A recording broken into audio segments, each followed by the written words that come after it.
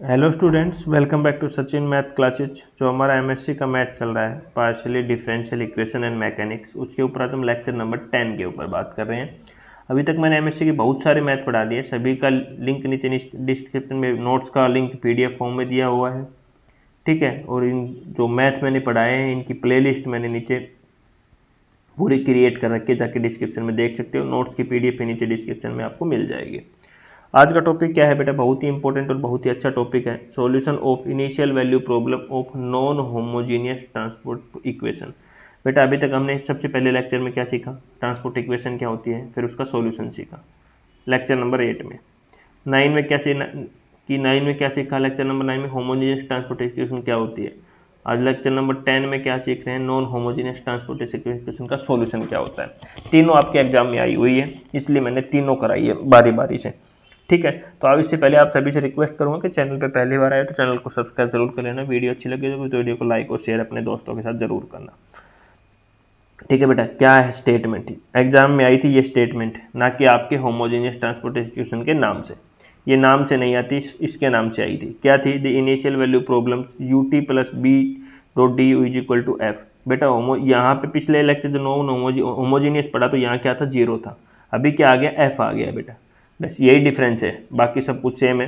u हमारा g के equal है, b हमारा कोई फिक्स वेक्टर है, क्या है, फिक्स है। तो b को हम लिख सकते हैं b1 b2 bn तक, किस में बिलोंग करेगा, r की पावर n में।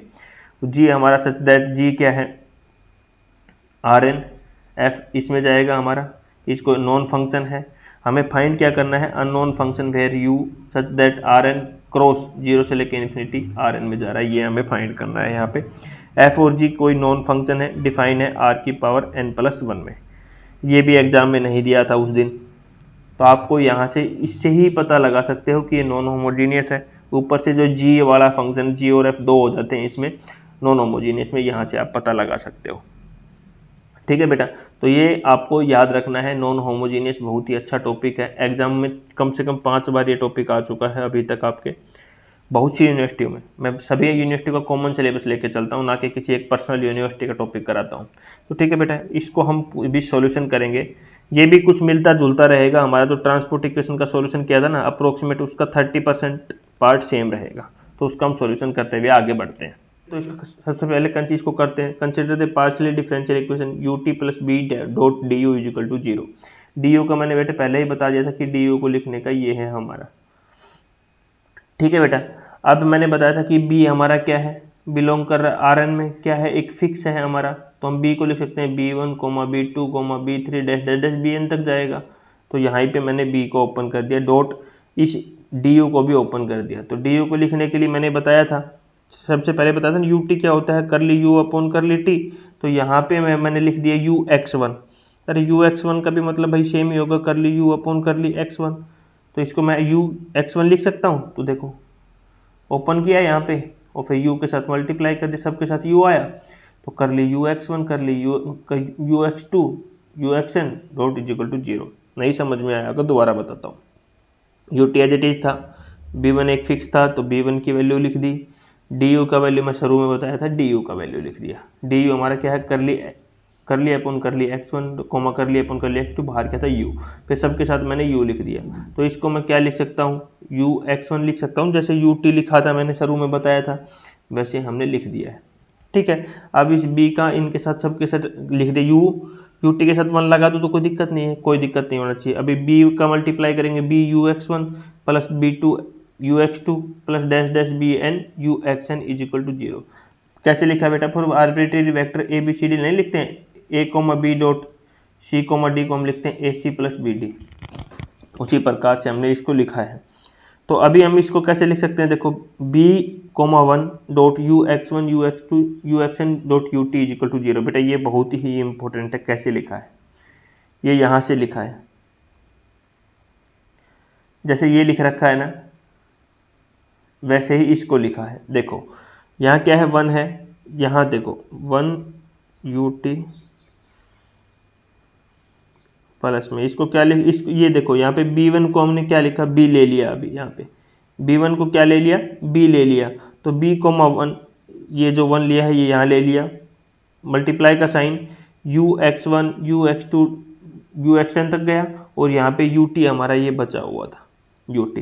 जैसे ये मल्टीप्लाई करके लिखते हैं ना बेटा, इस प्रकार से हमने इसको यहाँ पे लिख दिया है।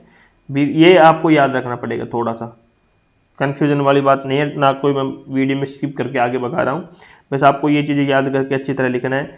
b1 dot ux1 ux2 ut तक जाएगा इज इक्वल टू 0। ये यहीं से इसको रीअरेंज करके लिखा हुआ है, बस इस चीज़ को ऐसे रीअरेंज करके लिख सकते हैं, वही हमने यहाँ पे लिख दिया है। अब इसके आगे क्या किया इन्होंने, अब बोला कि u1 x1 ux2 ux ut को हम क्या लिख सकते हैं, d डैश u पुट कर दो, d डैश u पुट कर दो, तो d डैश u पुट कर दिया इसकी जगह इज इक्वल टू 0। और इसका मतलब क्या है कि it implies the directional derivative of u xt in the direction of b1 is equal to 0, क्योंकि ये इसको बोलने का तरीका क्या है कि ये क्या है कि डायरेक्शनल डेरिवेटिव है किसका, u xt का, तो ये b, 1 ये क्या है डायरेक्शन है बेटा, ये किसके इक्वल है बेटा 0, तो ये इसका लिखने का तरीका है, ऐसे बोलते हैं इसको। तो एग्जाम में इस लाइन को बहुत अच्छी तरह लिखना है आपको, ठीक है। अब आगे क्या कर लेते हैं कि एक्स टी हमने कोई फिक्स पॉइंट ले लिया है आर एन के अंदर, और हमने एक और पॉइंट लिया X plus S B T plus S, कोई जर्नल पॉइंट लिया है on the line passing through point X T, जो लाइन पास हो रही है एक्स टी पॉइंट से कोई एक दूसरा जर्नल पॉइंट ले लिया, और वो पैरेलल किसके है, इस b,1 के b,1 से, ठीक है। समझ में आया, एक्स टी हमारे पास एक पहले से ही पॉइंट था आर एन के अंदर। उसके बाद हमने एक x plus S B T plus S के एक पॉइंट और लिया जर्नल पॉइंट, जो किस लाइन से पास हो रहा है, इस लाइन से पास हो रहा है, और ये पैरेलल किसके है, b,1 वेक्टर के, ठीक है। चलो आगे चलते हैं। तो हमने डिफाइन कर लिया कि जेड एस हमारा किसके इक्वल है, U X plus S B T S के, where S belong to R N.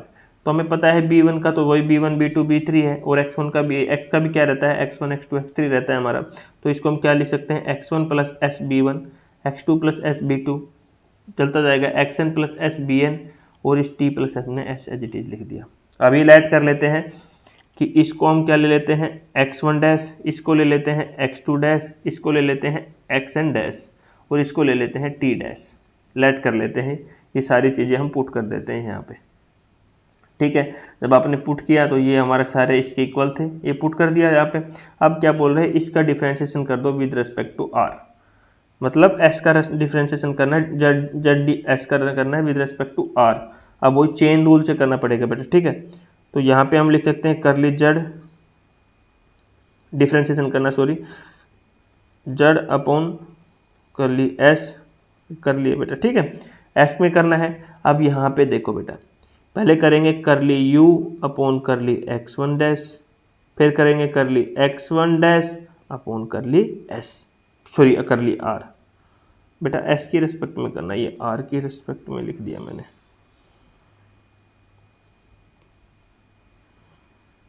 ठीक है बेटा। करली u का करली x1 की रिस्पेक्ट में, करली x1 का हमने s की रिस्पेक्ट में करना है। सिमिलरली फिर ये तो x1 का कर दिया, फिर x2 करेंगे तो करली u अपॉन करली x2 डैश, फिर कर ली x2 डैश अपॉन कर ली s, बस इसी प्रकार चलता रहेगा।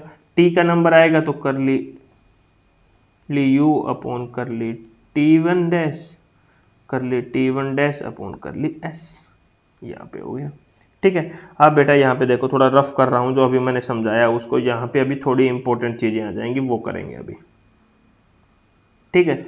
अभी मैंने जो लेट किया था यहाँ पे, ये लेट किया था x1 x2, अभी भाई यहाँ से हम इन की वैल्यू तो निकाल सकते हैं, इसकी वैल्यू भी निकाल सकते हैं, इसकी वैल्यू निकाल सकते हैं, इसकी वैल्यू निकाल सकते हैं, और इसकी वैल्यू निकाल सकते हैं। करली टी डैश अपॉन करली एस क्या हो जाएगा बताओ, इसलिए तो 0 हो जाएगा, s का डिफरेंशिएशन 1, तो इसकी वैल्यू कितनी आ गई 1। सिमिलरली इसका निकाल लेते हैं 2 का ही, करली x2 डैश अपॉन करली s निकालेंगे तो x2 0, s का डिफरेंशिएशन 1, और यहाँ क्या आ जाएगी b2 वैल्यू आ जाएगी। x1 का निकालेंगे तो करली x1 डैश अपॉन करली s निकालेंगे तो क्या होगा, x1 का कितना हो गया 0, s का हो गया 1, और यहाँ कितना बच गया b1, तो ये b1 आ गया, ये b2 आया था, इसकी वैल्यू b1 आई, इसकी वैल्यू b2 आई, इसकी bn आएगी, और इसकी वैल्यू कितनी आई बेटा 1 आई। ये सारी वैल्यू पुट कर दो, ये देखो मैंने आगे करके भी दिखाया हुआ है, ये सारी वैल्यू उनकी पुट किया।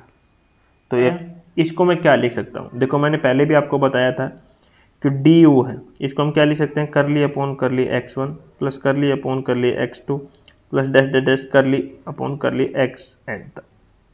बाहर u रहेगा तो करली यू अपॉन करली x1 प्लस करली यू अपॉन करली x2 plus dash dash dash करली यू अपॉन करली xn, ये लिख सकता हूँ। और बेटा u का हमारे क्या थे, ये कोऑर्डिनेट्स है, तो मैंने यहाँ पे ये लिख दिया है इसकी जगह। और यहाँ पे b को मैंने पहले बताया था हम b लिख सकते हैं क्योंकि b हमारा फिक्स वेक्टर था तो rn में जा रहा था, तो b को ये लिख दिया।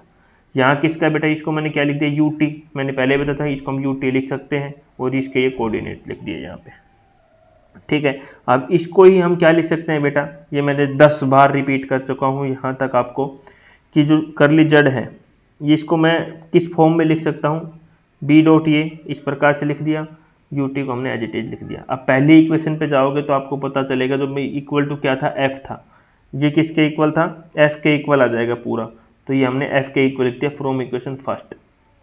देखोगे ना, मैं दिखा देता हूँ आपको वरना डाउट में घूमोगे आप लोग। ये देखो ये ut plus b dot u किसके इक्वल था, f के इक्वल था, तो हम इसको किसके इक्वल ले लेंगे, f के इक्वल ले लेंगे।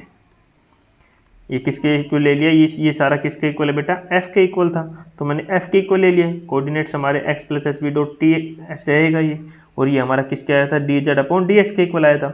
अब क्या बोला है, integration both side with respect to x from minus T to zero, limit लेना है माइनस टी से लेके जीरो तक, एंड वी गेट, देखो अभी आ गया, इधर भी इंटीग्रेशन का साइन लगा दिया, इधर भी इंटीग्रेशन का साइन लगा दिया। इंटीग्रेशन जैसे डिफरेंशिएशन कट जाएगा तो हमारा क्या बचेगा, जेड एस तो बचेगा बेटा, लिमिट तो पुट करना ही है माइनस टी से जीरो, तो यह क्या ऊपर वाली लिमिट माइनस का sign Z minus T put हो जाएगा, यहाँ पे कर दिया। ये हमारा एज इट इज चल रहा है यहाँ पे, ठीक है। यहाँ तक किसी को कुछ प्रॉब्लम हो तो बताओ। हमारा जी एस किसके इक्वल था, इसके इक्वल माना था हमने, शुरू से ही पता है, सबको पता है, डिफाइन किया था, लेट किया था। अभी ये बोल रहा है एस हमारा किसके इक्वल है, माइनस टी के इक्वल है, क्योंकि एस प्लस टी हमारा कोऑर्डिनेट जीरो के इक्वल था, तो S is equal to minus T ले लिया हमने, ये हमारे पहले पढ़ चुके हैं। तो S is equal to minus T, तो पुट करो एस की जगह माइनस टी, और लिमिट भी है हमारी, लोअर लिमिट और अपर लिमिट पुट कर सकते हैं, और ये पहले हमने पढ़ाया भी हो मैंने।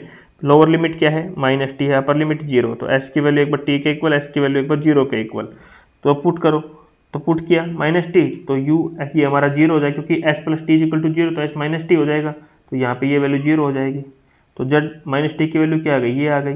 अब एस को जीरो पुट करो तो ये भी जीरो, ये भी जीरो, तो अंदर क्या बच जाएगा, यू एक्स टी बच जाएगा हमारा। अब ये पुट करो यहाँ पे, तो इसकी वैल्यू जेड जीरो की वैल्यू क्या हुई, यू एक्स टी, और जेड माइनस टी की वैल्यू क्या होगी, U S plus S B, put कर दो यहाँ पे, इज इक्वल टू ये हमारा चल ही रहा है। इस टर्म को मैंने दूसरी साइड भेज दिया यहाँ पे, बाकी सारी चीजें सेम है। फ्रॉम इक्वेशन 2 पता है u किसके इक्वल है, g के इक्वल है, तो u की जगह बेटा ये g पुट कर दो यहाँ पे, कोऑर्डिनेट वाले में g पुट कर दिया, आगे की इक्वेशन सेम है। कुछ नहीं, बहुत ईजी है बेटा, ये पुट कर दिया, इक्वेशन नंबर 5 लेट कर दिया। यहाँ पे थोड़ा चेंज होगा बेटा, हम पुट कर लेते हैं t प्लस एस को क्या है, s1 पुट कर लेते हैं, तो इसका डिफरेंशिएशन करेंगे तो ds is equal to ds1 आ जाएगा। फिर हम s is equal to zero put करेंगे तो t इज इक्वल टू क्या हो जाएगा, s1 आ जाएगा हमारा। फिर हम s is equal to minus T put करेंगे तो s1 क्या आ जाएगा बेटा, जीरो आ जाएगा हमारा। अब equation 5 become u X T is equal to J हो गया। लिमिट हमने यहाँ पे चेंज किया, उल्टा कर दिया, t की जगह जीरो था तो हमने उल्टा ले लिया, क्योंकि हमने यहाँ पे चेंज कर दिया पूरा। तो एफ एक्स ये हमारा आगे बेटा, जो हमने वैल्यू पुट कर दिया, ये जो वैल्यू थी ना s1 की वैल्यू, t की, ds की, ये सारी वैल्यू चेंज कर दिया। यहाँ पहले ds में इंटीग्रेशन था, अभी ds1 में कर दिया, देखो यहाँ ds में था, अभी ds1 में कर दिया। यहाँ पे जो वैल्यू थी s की वैल्यू लिया, जो भी t के लिए सारी वैल्यू यहाँ पे पुट कर दिया है हमने, ठीक है। और लिमिट भी हमने जीरो से t ले लिया है। अब जो s1 है उसको रिप्लेस कर दिया s से दोबारा, जहाँ s1 आ गया था फिर हमने s को किससे रिप्लेस कर दिया, s1 की जगह फिर s ले लिया, तो ये ले लिया, तो हमने जब रिप्लेस किया तो बेटा ये इक्वेशन आ गई हमारी, ठीक है बेटा। यही है हमारी homogeneous non homogeneous transportation equation, transport equation, जो कि मोस्ट इंपॉर्टेंट है बेटा। एक छोटी सी रिक्वेस्ट और करूंगा, मात्र ₹100 में आपको नोट्स का PDF प्लस वीडियो लेक्चर्स ये सारे मेरे टेलीग्राम चैनल पे अवेलेबल है, आप जाके ले सकते हो, मात्र ₹100 पर सब्जेक्ट, ठीक है। किसी भी सब्जेक्ट केमिस्ट्री के लगभग मैंने 70% मैथ कंप्लीट करा दिए हैं, और धीरे धीरे हम वीडियो अपलोड भी कर रहे हैं चैनल पे फ्री, और नोट्स भी वहाँ पे आपको फ्री मिलेंगे, जाके ले सकते हो। कुछ टॉपिक्स के नोट्स हम फ्री दे सकते हैं, पूरे नोट्स पूरी बुक के नोट्स हम फ्री नहीं दे सकते, क्योंकि वो उनके लिए ₹100 मात्र हैं आपके लिए। ठीक है बेटा, नेक्स्ट लेक्चर में नेक्स्ट टॉपिक के साथ मिलते हैं आपको। Thank you.